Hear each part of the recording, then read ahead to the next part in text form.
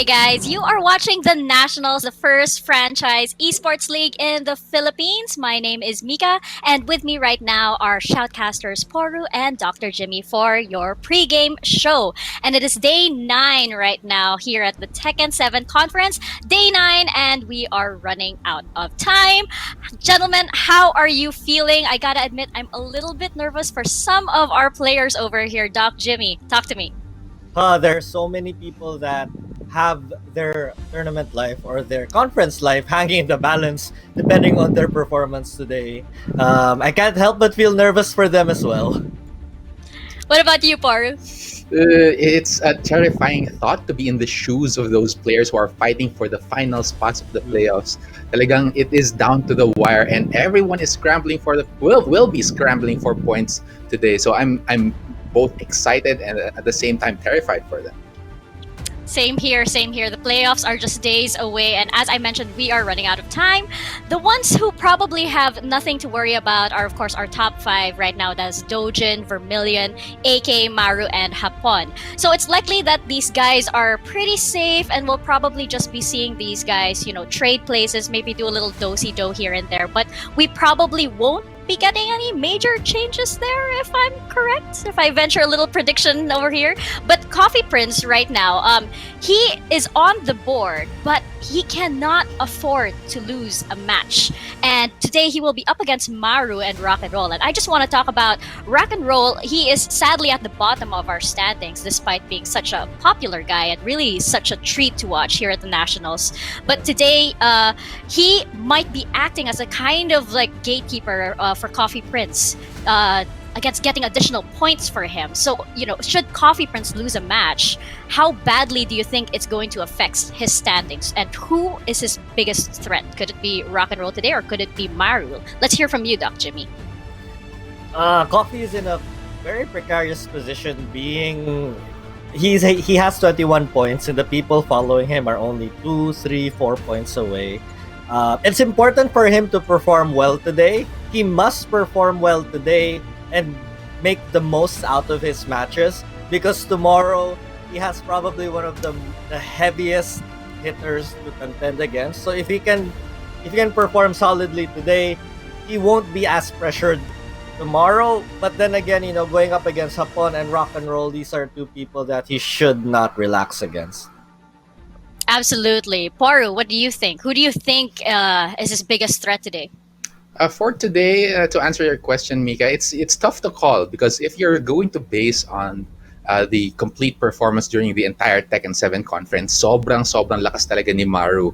Even though he's been pulling so many weird picks out of his infinite bag of wonders, talagang hindi mo malalaman kung anong ilalabas niya. And there's a huge chance talaga na mahirapan si Coffee Prince when it comes to that matchup. But then again, Rock and Roll, while he is out of the running for top 8, he still has a very big part, as you mentioned, since he can help Don Argus actually rise up in the rankings by denying points from Coffee Prince. With that in mind, I think Rock and Roll has a huge motivation that should help him propel him against all of his opponents for today. That's very, very interesting. So we can see that, the SEO boys, even though they're at the bottom of the standings, they might still have the last say into who goes into the top 8. This is very interesting. And of course, we would be remiss not to talk about our danger zone over here involving Jules, Mouts, and Pica. There's also Don Argus in there, but we'll get to him in a little bit. Now, Jules, Mouts, and Pica.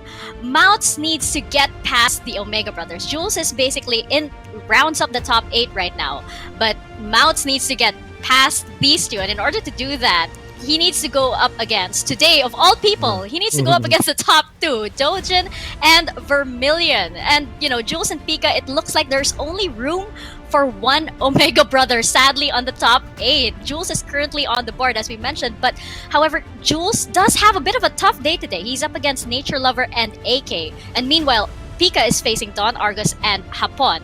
And then we have Mouts in the middle.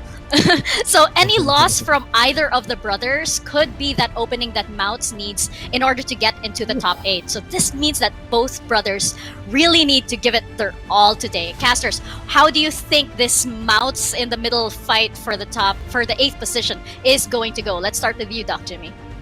Ooh, being the mouse in the middle is really it's tough because all three of them have really heavy hitters to go up against today. I'm thinking, the only chance for Mouths to really get past them is to win as many matches as he can. Uh, Again, tough slate for him. Tough slate for these three.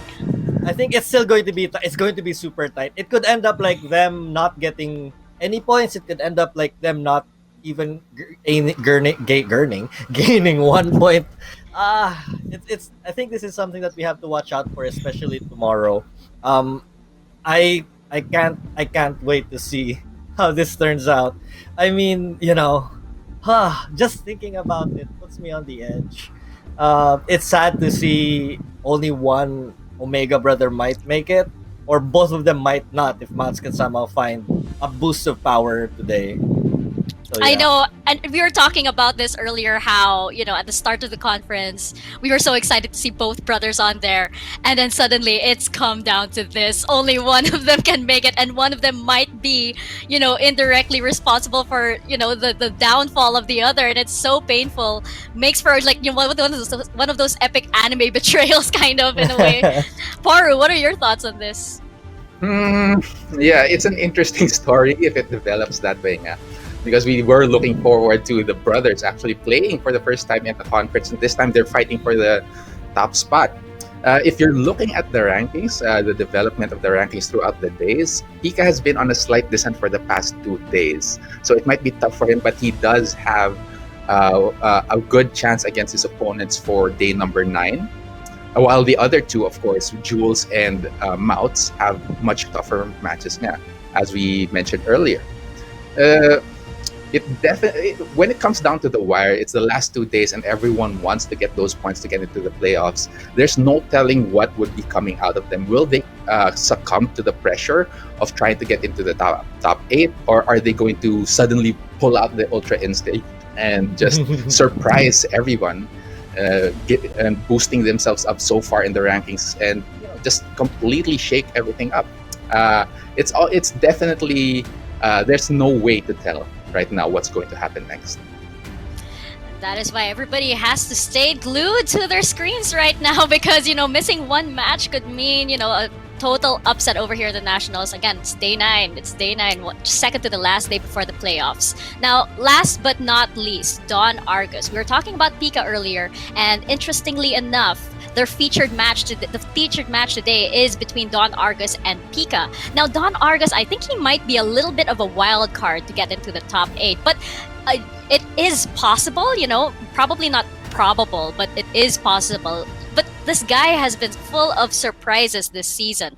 So, casters, what do you think are his chances? What do you guys think? And how do you think, this the SEO boys, it seems like they're having kind of like the final say in this? How much can they rock and roll the standings? Yes, I had to say that. Please give that to me. Doc Jimmy, let's go with you first.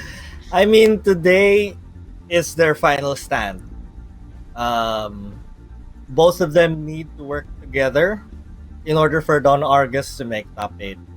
There are 4 elements that need to happen if Don Argus is going to still be able to stand tomorrow. 1, he needs to win his match against Pika. He needs to win. He needs a 2-0, honestly. He needs 2-0 today or tomorrow. He can probably lose 1 game or 2, but he needs to win all his series today. And the other half of what needs to happen is Rock and Roll needs to put a stop to Coffee Prince, and then hope that Coffee Prince loses tomorrow. Mathematically, he's still in the running. He still has a chance. That's right. Dr. Jimmy says it best. He still has a chance, very low though. But we're going to have to see whether or not they can pull off those wins, be less predictable with Don Argus's gameplay, and if Rock and Roll can pull through for his teammate. Whew, guys, that fight for the 8th spot is definitely going to be hot today. That about wraps up our pre-game show, day 9, ladies and gents. It is crunch time. I have been Mika, your panel host for today. Doc, Jimmy, and Porum, I am giving you the reins. The National starts in just a few minutes. Don't go anywhere. First match, really impressive. Week 2 at the start of week 2.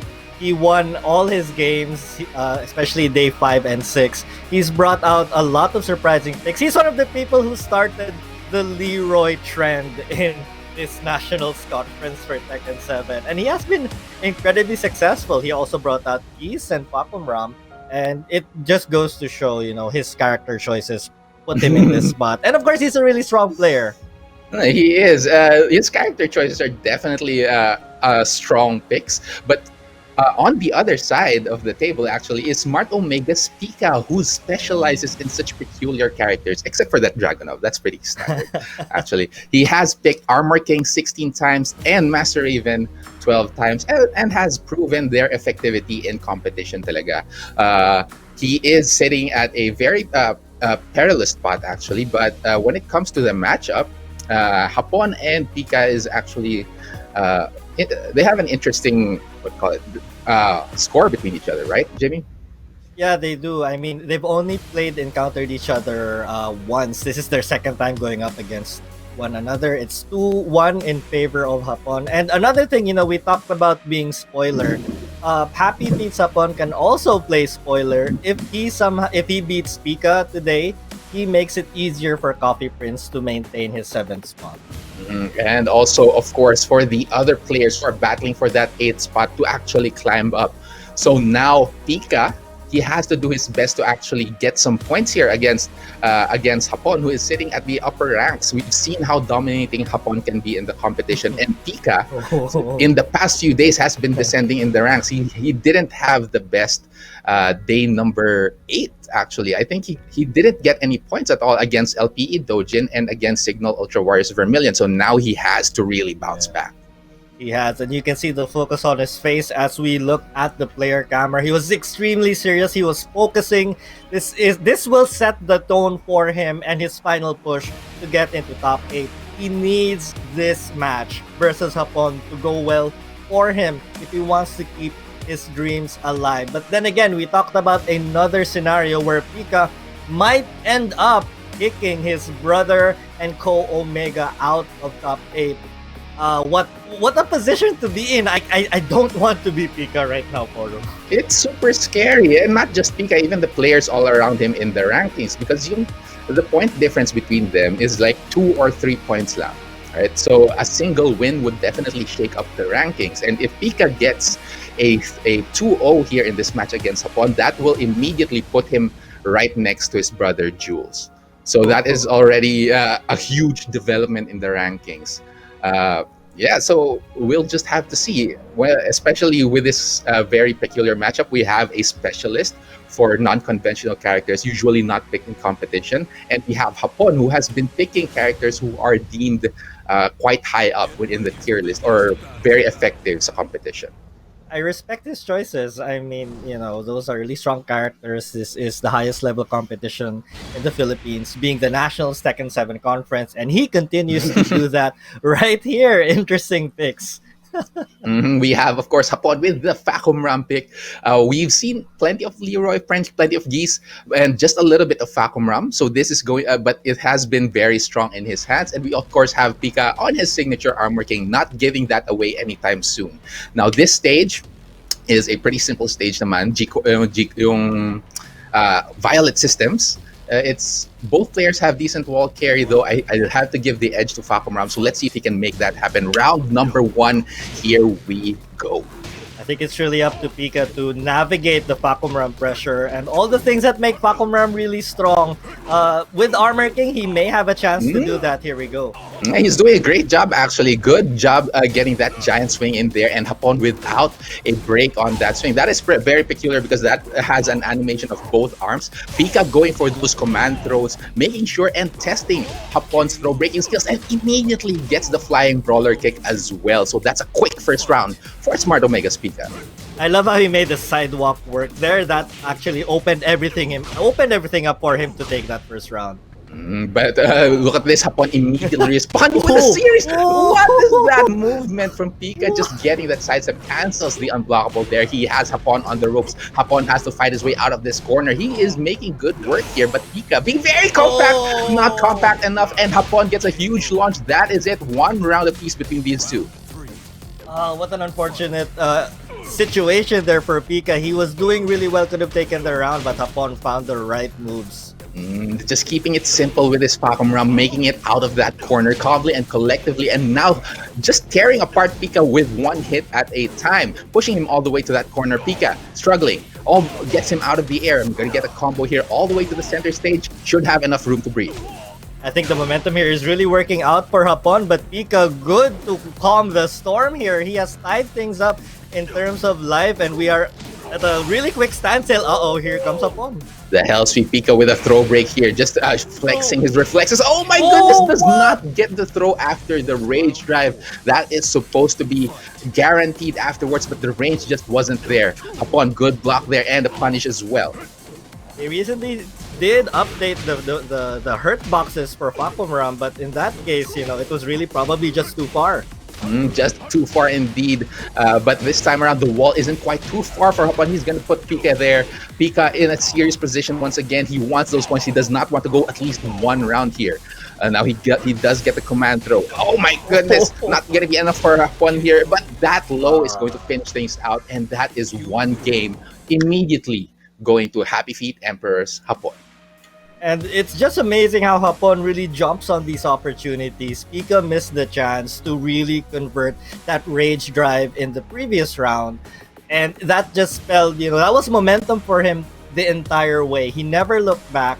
Pika did his best to hang in there, but unfortunate start here for Pika. Losing the first game, he still has a chance though. I think he performed pretty well with the Armor King. Yeah, he certainly did. While a lot of players, Armor King players, actually complain that Armor King isn't as nimble as the other characters. He's chunky, ang laki niya, parang bigat. Pero for some reason, his mobility is working well for him in this match against Happy Feet Empress Hapon. And not only that, he's getting those command grabs in, and that's a huge part of playing a grappler type character. While of course when it comes to kings, the other king, the regular king, is the more of a grappler character. Armor King has its own set, and Pika is making full use of everything in the Armor King arsenal. I have to admire you. You touched on Armor King's movement is not the fastest. His sidesteps, his sidewalks aren't the best, but somehow he's been labbing all of these situations. He's anticipated certain strings and certain moves, and it's like he activated Ultra Instinct where you just make that perfect centimeter dodge to the left or right, and then it's really impressive. I like how he's playing despite losing that first game. I think he still has a chance to win here. That is definitely still around, and Pika is going to want to make some magic happen here. But is he going to be able to do so with Armor King, or is he going to make the switch? Maybe a Master Raven, a Dragonov? No, he is sticking to his guns. He wants the Armor King pick, and we're going instead to the Forgotten Realm, where he will be able to take advantage of the breakable floors. And this is something that he's really banking on here. We're seeing him make the choice. He needs to find all the damage that he can, because it's really tough to hang with a character like Fakumram. It's all about him getting his hits right now, and let's see if he can do that in this second game.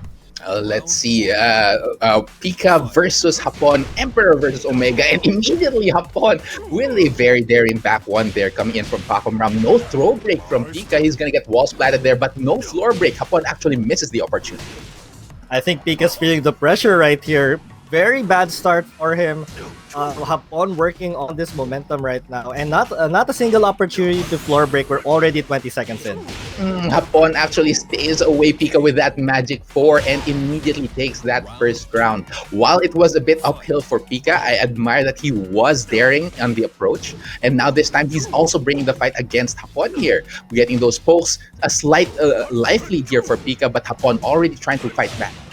Yeah, we're seeing Hapon anticipating the grabs now. He's ducking a little bit more. I think Pika should pick up on that and find opportunities to launch or get some good mids in. Or get this command throw, because that is immediately what he needed, and it's one round apiece. If I'm not mistaken, still no floors just broken yet. And I think that's, in a way, that's great for Pika. He still has the opportunity to use that damage should he find it. It's all a matter of getting the hit and starting the combos off. That is exactly what he needs to do. Hapon with a slight life deficit, Pika with a throw break. The reflexes are still there. Both of them laser focused. This is their first matches of the day after all. 2-1 connects for Pika. Here comes the command grabs once again. No follow-up afterwards, but still the OK is there. Hapon is in the red. The command grab, another one, and it's gonna hit. Oh, 2 rounds for Smart Omega's Pika. The floor break's not really coming into play right now, and I think that is Hapon's game plan here. He's willing to take those command grabs rather than getting hit by a launcher and getting put down. But again, of course, Army King does have grabs that can trigger that trigger the floor break, but I think he's really just avoiding that. He is, but now he's gonna get the first one. Oh, not quite. He's gonna, yeah, there it is. He reaches the wall first, maximizing the damage of the combo. Gets the floor break. Oh my goodness. Oh, immediately a rising 3 from Hapon in response though, Dr. Jimmy. I mean, probably Pika was expecting a wake up 3, but that was like mind games there from Hapon. Hard read, and it's paying off for him right now. Oh, last hit. Ah, that trade. Oh, Pika, not enough life to survive that trade. And now we're down to the final round here. Pika has to win this round in order to survive further. EF1 comes in, the pokes are coming in, and Pika is trying to get those holes against Hapon. Pika with a throw break goes for the scissor kick. Hapon going for those lows, trying to break down Pika, but Pika still hanging in there.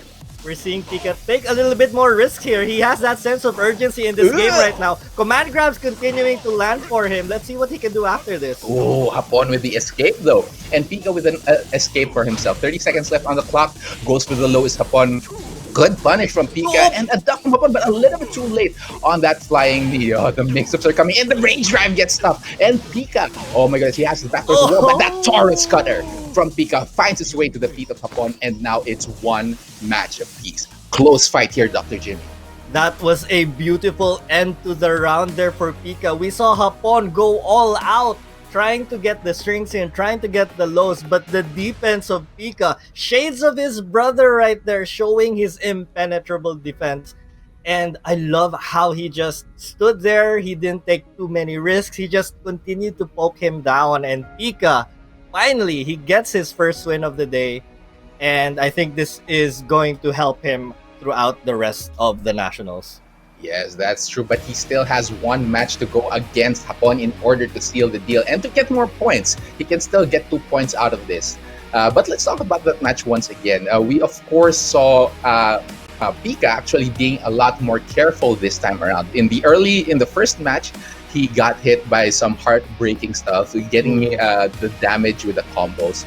But then here, as you mentioned, he did show shades of his brother with the impenetrable defense and just not missing quite a lot of those punishes as well. And most importantly, I think this is part of the mind games. He did not go crazy with getting those floor breaks. Instead, he opted for something else. He went for the chain throws, and he noticed that Hapon was breaking them and was not guessing properly. Although once Hapon did guess properly, but it's a good game plan alternative. It's always good to have backup when it comes to fighting games.